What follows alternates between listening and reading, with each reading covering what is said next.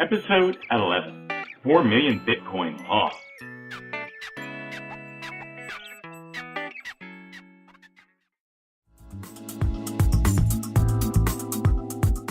Interested in Bitcoin? Bitcoin is a very vague concept to a lot of people. Need to know more about cryptocurrency? We're going to talk about the basics. This is something that people just have no idea about what crypto is. How about buying, selling, and mining? Tony, I think that's one of the things that's going to make us a little different from some other shows. We're getting our hands dirty. Then listen to Gary Leland and Tony Sakala, better known as the Crypto Cousins, on the Crypto Cousins podcast.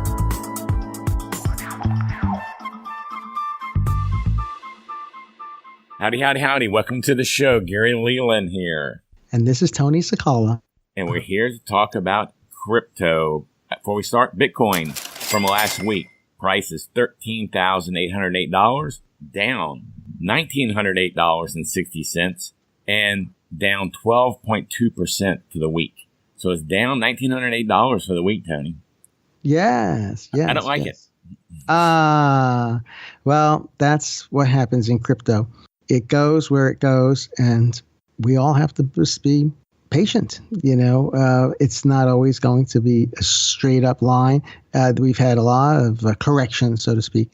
And well, you've been in it since $100, so I'm sure you've seen a lot. Seen a lot of ups and downs. Well, before people get too sad, like I am, they need to remember that for the year, it's up $12,845, 1,329.8%. Yeah, that's a better viewpoint. Yeah, so let's look at it on that note, because I like to look at things in a positive aspect. Yeah. Now, you can't tell my voice is a little hoarse. I don't know what I got, and I think Tony's a little under the weather. So is that right, Tony? We're both battling something. The cold weather came through Dallas, and I think it took our bodies and hit us with something. So, but we're still here for you. We're here.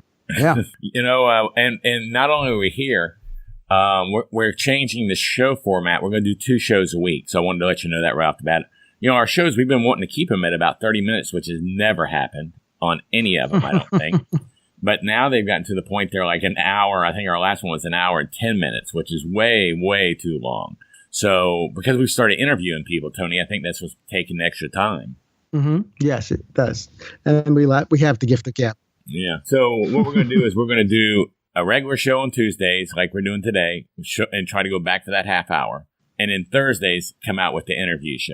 I like that. Well, I think it'll work a lot better. Maybe we'll have like 2 shows that are closer to a half an hour.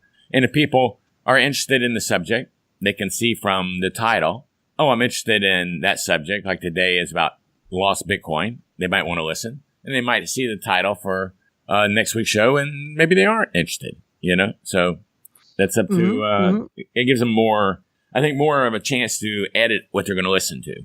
So I think it's definitely a grabby title, 4 million Bitcoin lost. That's definitely going to catch people's attention. Well, that was the idea, to be honest with you. But it is a true subject. I thought that a lot of people will know about it, but I thought we should cover it for sure. Also I want to let everybody know, though, Tony, is we did yesterday or Saturday, I got it up last night, we did a video, like an hour and 10-minute video. Tony and I get together about once a week, sometimes once every other week, and we sit there and we talk. As soon as we see each other, we talk for like an hour about all the stuff we have to catch up with or all the stuff we've heard or discussed or learned, and we decided to start making these video. So this Saturday, as soon as Tony came over, we unloaded his car, and before we even talked, we sat down, turned the cameras on, and started the conversation. Tony, I didn't know we were going to go an hour and 10 minutes. Oh, I didn't know either. It felt like 10 minutes. It didn't feel like Tony, an hour and 10 minutes. I said, Tony, we got to stop. He's like, what? Oh, man. But we're going to start doing these whenever we can. So make sure you know about our YouTube channel, cryptocousins.com/YouTube. Or I think now, Tony, it's youtube.com/cryptocousins too. So either way they go. Oh, nice. Yeah, so there's an hour and 10-minute conversation there, and I put it on our Facebook group too. So, and when you see these long ones, I warn everybody, these are called Crypto Conversations is what I named it. So when you see a crypto conversation, get ready, Tony, because it's going to be a long one. Yes, we can really talk about crypto all day long. And we talk about a lot of things in that conversation. So those will always be at our YouTube page and on our Facebook page. So, and we may shorten those somehow and make those into a show someday. Who knows? Mm-hmm. I also want to give a big thanks to everybody for subscribing on YouTube, iTunes. We've got a ton of subscribers. We're hitting over 2,000. listens per show, which puts us up in the top 10% of shows, I think.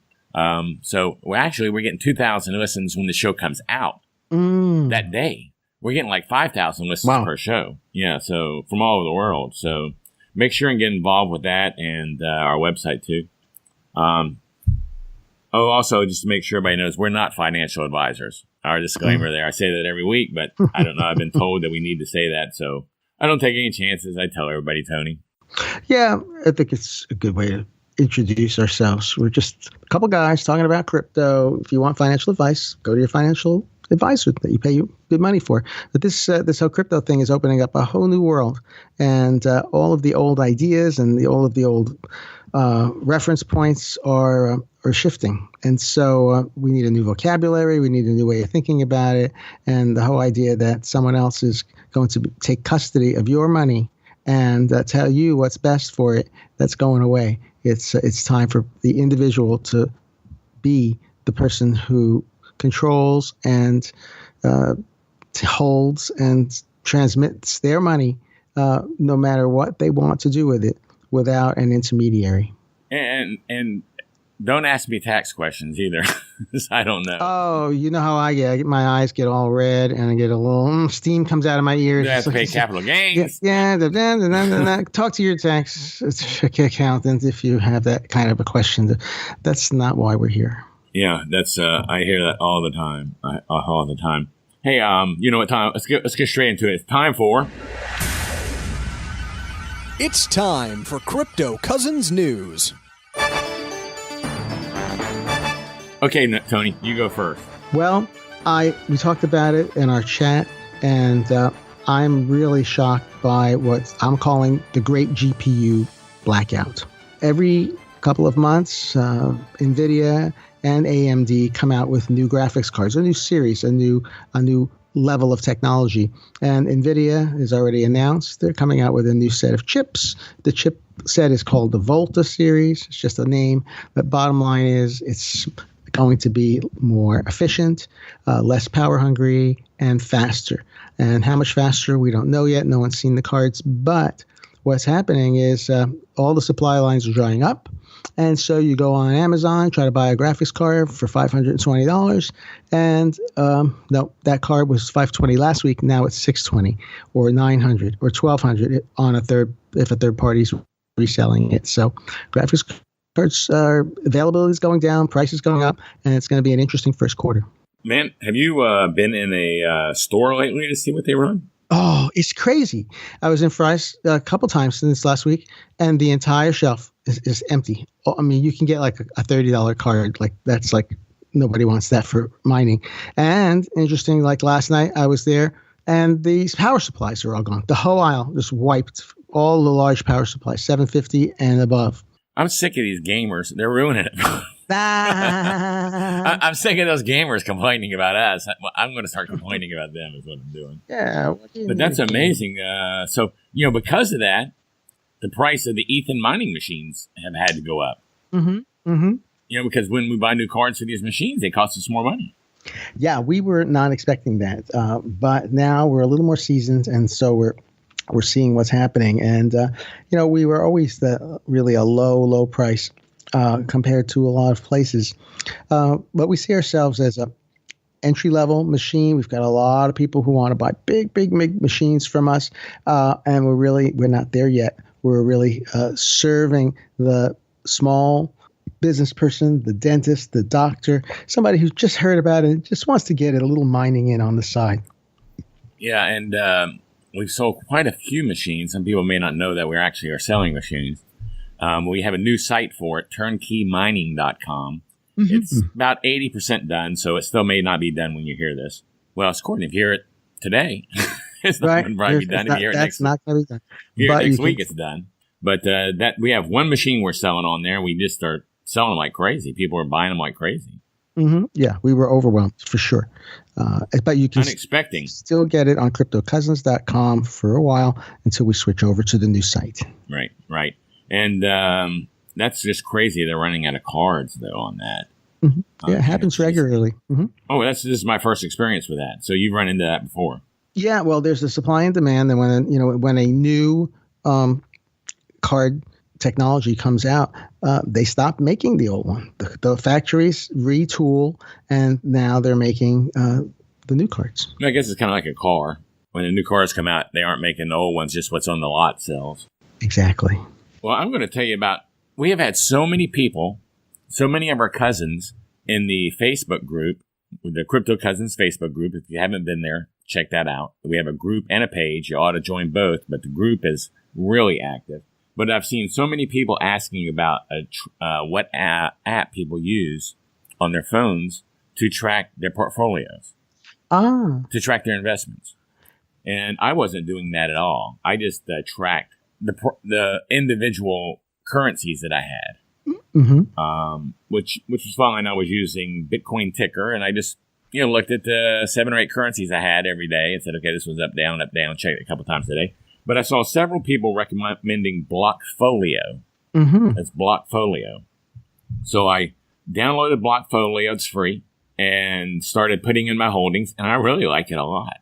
Because it tracks your holdings as well. So you know not only how much it's gone up, but how much it's gone up for you, for how many of the coin that you hold. Well, how many of the coin and my total portfolio value. And the total, yeah. And how much that's gone up in the last day. Like my total portfolio has gone up in the last 24 hours, 7.67%. And I can look at each coin, and you can adjust each coin for whatever exchange you use and you want to set it for. So you can set it for the aggregate, or you can set it for Coinbase or Kraken or whatever you use, and then put them in the order. And I like it a lot. Now I'm hardly using, to be honest with you, the Bitcoin ticker at all, or the HODL, which I like both of those. Pretty much just strictly, I didn't go through the trouble. It's a lot of trouble if you've been doing this for a while and you've bought coins, on several occasions. You bought some here, Bitcoin here, and you bought some here at this price, and you bought some more, and you bought some more. It's kind of a lot of work to set all that up. So I didn't put it in my costs. So I don't know what they've gone up, but I know what I paid or what money I put in total in my mind. Right. I can't look at each coin and tell what it is, but I think you can actually set in, when you set it up, you can say, I bought 100 Litecoin or 10 Litecoin or a Litecoin for $190.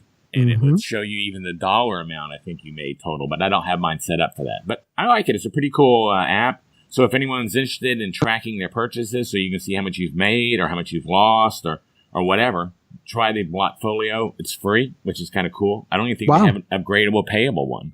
Like Bitcoin ticker has a free one, and it's you can pay, for it. But this one's completely free. That's really cool. I didn't realize it was free. Yeah. So I like it a lot. I'll have to check it out. Hey, I also want to thank our newest patron supporter. We have a patron page. For those who don't know, you can go to cryptocousins.com/Patreon, Patreon. And if you want to support us, you can say, hey, I like what you're doing. I want to help you guys out there. But I didn't write it down. And you know who our newest Patreon was. Who is that?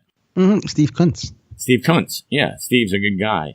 Matter of fact, I'm speaking at an event of his in Dallas about Bitcoin. But I wanted to thank Steve for supporting us on our Patreon page. And if anyone's interested in throwing us a $1 or $2 a month, go to that and you can help us out there, help support the work we're doing, make it easier for us to do this. And also, you can go if you want to support us and you don't want to do it on a regular basis, just go to cryptocousins.com/donate. And you can see some ways to throw us a Satoshi, or you can sign up at Coinbase with cryptocousins.com/Coinbase. And if you use that affiliate code, you save, you make $10 worth of Bitcoin when you first use it, and we make $10 worth of Bitcoin. Or it's a good incentive. Yeah, it's pretty cool. And that's a really good way to show your support what we're doing. If you're going to be signing up at Coinbase anyway, I mean, if you're going to buy an account at Coinbase, open and buy crypto there, just by using the link cryptocousins.com/Coinbase, you get $10 more, and we get $10. That's an easy way to support us. But, some people who once their season really aren't as happy with Coinbase. It's a great place for beginners, and they're using Binance, for instance. And we have a thing with Binance. If you use cryptocousins.com/Binance, we get a percentage of your fees, I think is how it's worked. You don't get anything special. You're just doing what you do every day, and we get a little cut, I think is what happens. I'm not even sure how that works. That's pretty cool. Well, let's get into our emails. Got a couple of them this week, since I figured we weren't going to have super long show. I threw in a couple extra. First one was from Kieran. Kieran, yeah. Kieran. Mm-hmm. Listener of your podcast from New Zealand and keen to get into crypto mining. Wondered if you'd ship one of your mining machines to New Zealand. Perhaps you can recommend a way to get into mining and producing closer to home. Thanks. Well, I don't know about shipping to New Zealand. We're just getting started and we're just figuring out how to send it locally. And so we may have it in the future, but I think at the moment, you can look at our parts and see, if you have someone in your family or friend who's technically savvy, you can have them build the Ethan for you. All the parts are listed. And, it does take some debugging and configuring, but it is a fun project. Yeah, we do list all the parts on the page for the Ethan. So, I mean, it's not like we're not saying, we tried to help you out. So everything you need to put the machine together is on the website and with affiliate links. So we just hope that if you buy them, you might use our affiliate link. Let's see. And we also have a question from Torben. Mm-hmm. This is a long one. I'm going to try to shorten this one up a little bit. He's a happy Danish subscriber. He's been buying Bitcoin since September. He says he's sorry. He wishes he had bought earlier. He finds all of us. Yeah, everybody does. I mean, who doesn't? Who doesn't wish they got in it at $100? Mm-hmm. Let's see. I find the technology very exciting, but referring to the Bitcoin ATM video that we did, and that's a video we did that's on our YouTube page. We've done a ton of videos over there, and that's at cryptocousins.com/YouTube. I have a huge problem with it seems there's only a one-way solution. It's relatively easy to convert your fiat money to a blockchain currency and to exchange the currency into other uses on the blockchain. But to get it out again is the hard part. As banks and most governments are not supporting the crypto phenomenon, they will just take your US dollars or euros that you return back to your bank account from the exchange that you use. Or they will not take they will not take your dollars. I guess the Danish are having a problem converting their crypto to US dollars. Mm-hmm. And he's using our video. He's using our video as an example of how people in South America are using the Bitcoin ATMs to send money to South America. So is this a one-way traffic, not a huge threat for technology, is his question. That was a long way to get to the question. Right. Well, I should have converted that down a little bit for you listeners. So basically, he's having money getting out his money. Most people in the space would say, don't go the other way. You probably have a lot of money still in fiat currency. There's no reason to go back out the other way. There's no reason to turn your crypto back into dollars at this time frame. We've got a lot of people entering the space, and a lot of new technologies and solutions are coming down the pike. But right now, this is like the 1990s of the web. It's so early. There's really very few solutions that make it easy. So be patient and know that this all is coming. Well, when I first got into Bitcoin, which wasn't that long ago, I had my first, I guess you could say, first time I saw the market drop. And my wife was new at it too, and she's going, I told you we shouldn't have put the money in this. Because some of the money came out of her, I guess you'd call her savings, and some of the money came out of my savings. And I was going, I can't deal with this. I can't deal with keeping up with the pressure of, you got to be able to handle the coin going up and down. Plus, you on the side giving me a hard time. I couldn't take it too. So I cashed out a Bitcoin that was bought with her, I guess her little money she'd set aside, and they transferred it to a bank. And I had no problem at all.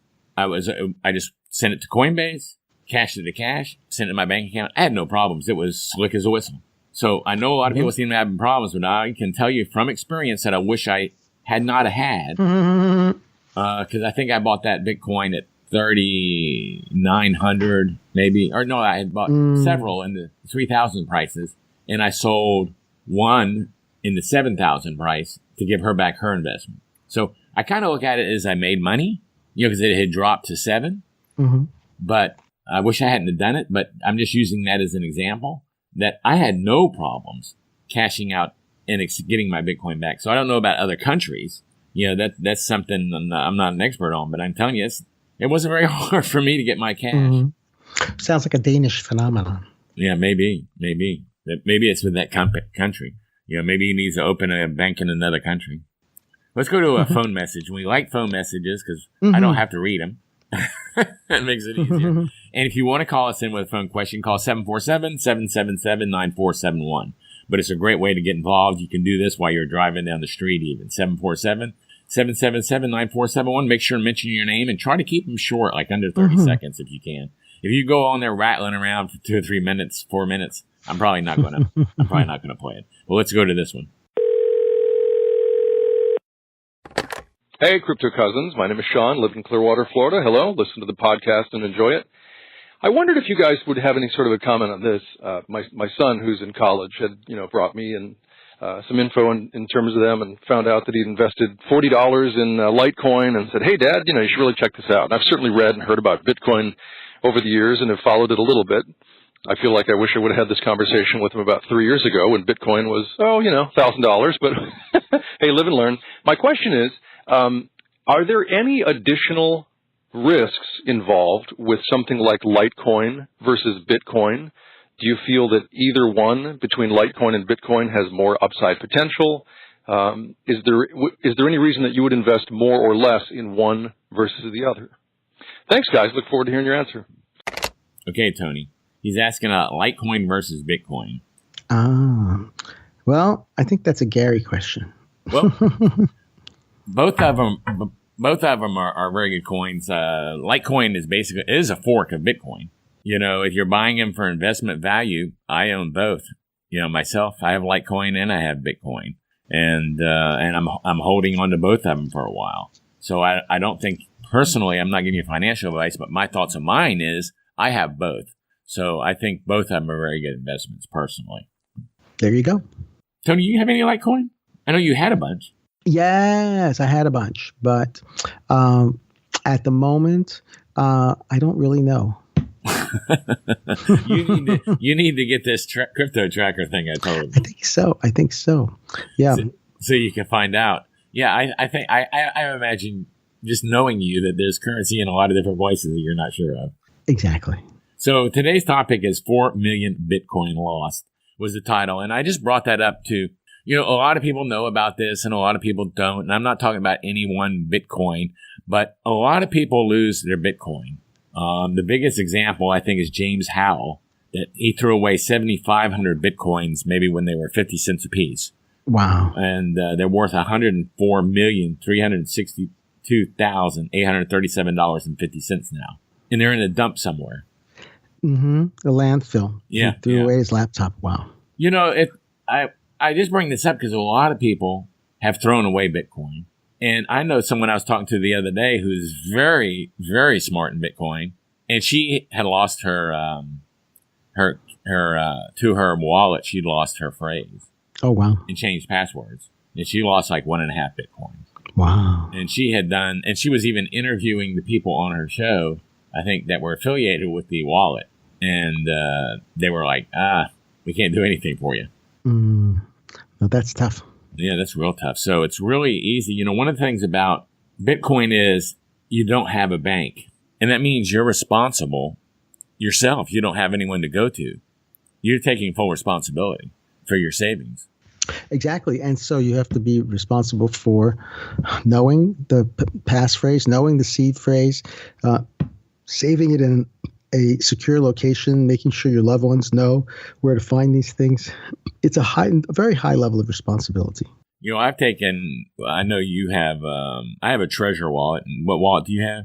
Ledger Nano S. Yeah, Ledger Nano. And I've taken my password and login and seed words. And not only do I have them hidden in my house, I guess, but I have those hidden in a separate place from the wallet.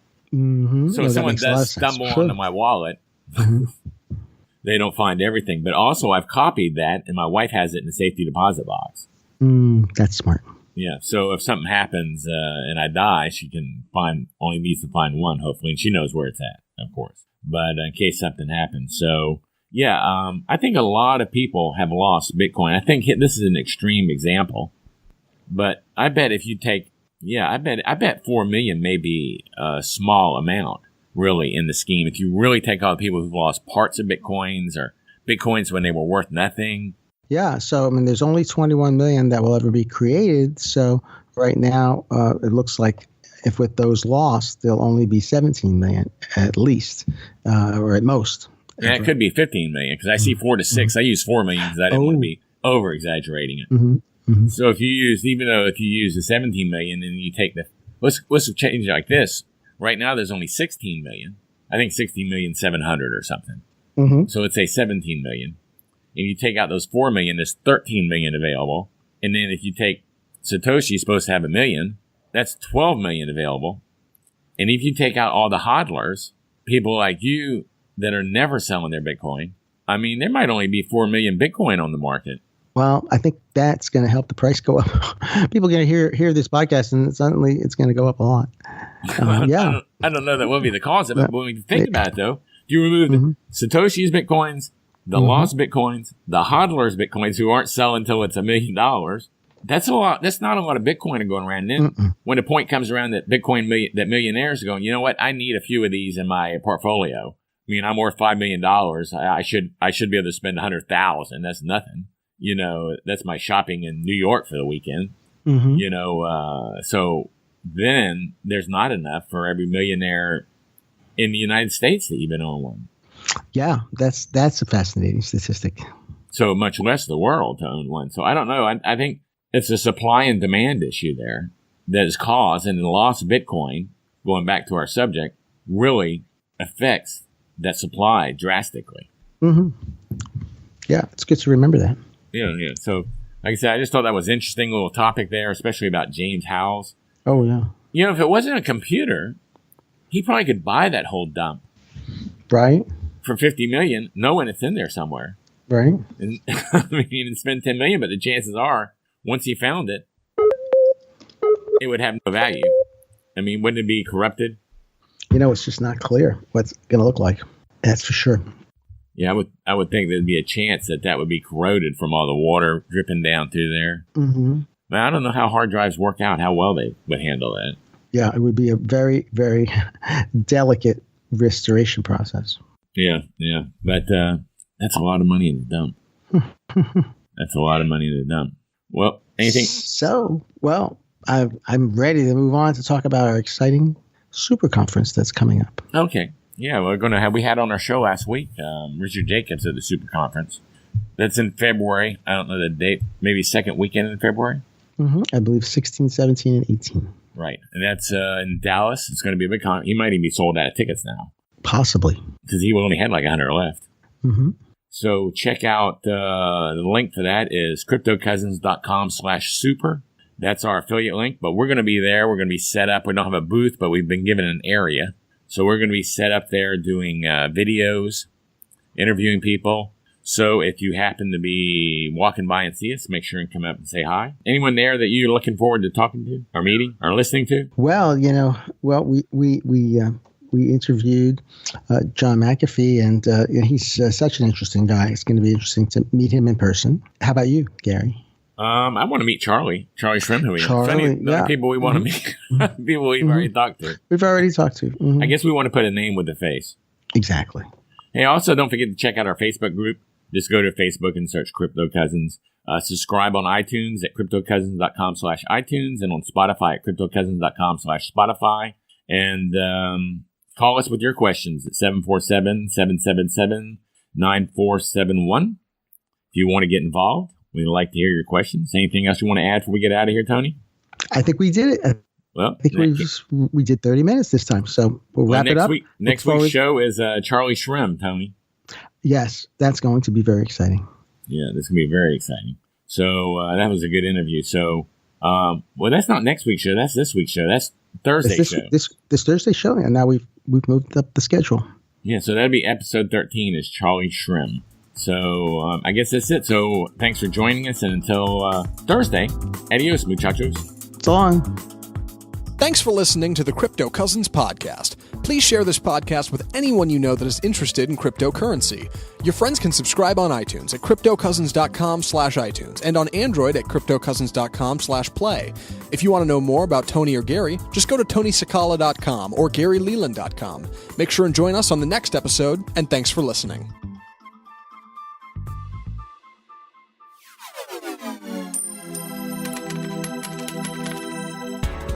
Crypto Cousins podcast and information in the podcast are not intended as investment advice. Cryptocurrencies are risky. Never invest more than you can afford to lose. Always seek professional advice before making any investment.